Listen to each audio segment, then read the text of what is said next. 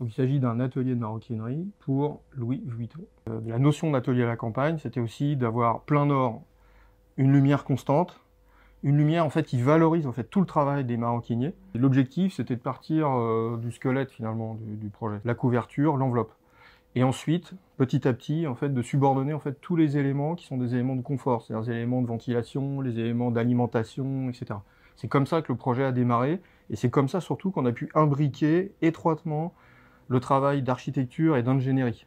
Donc on a un bâtiment qui fait 100 mètres par 60 mètres, on a une seule file centrale en acier, qui a seulement 5 points porteurs donc à l'intérieur du bâtiment, et on a l'acier qui vient se combiner au bois pour franchir les 30 mètres jusqu'aux façades.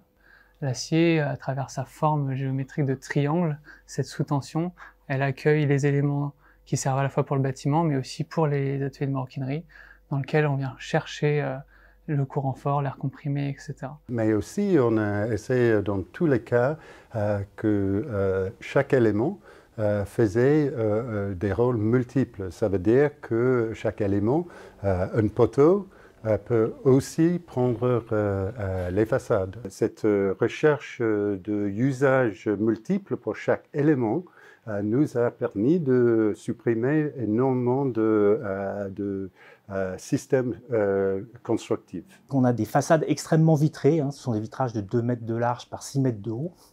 Il aurait été dommage de polluer ces façades par des systèmes de contreventement ou par des poteaux structurels en arrière-plan.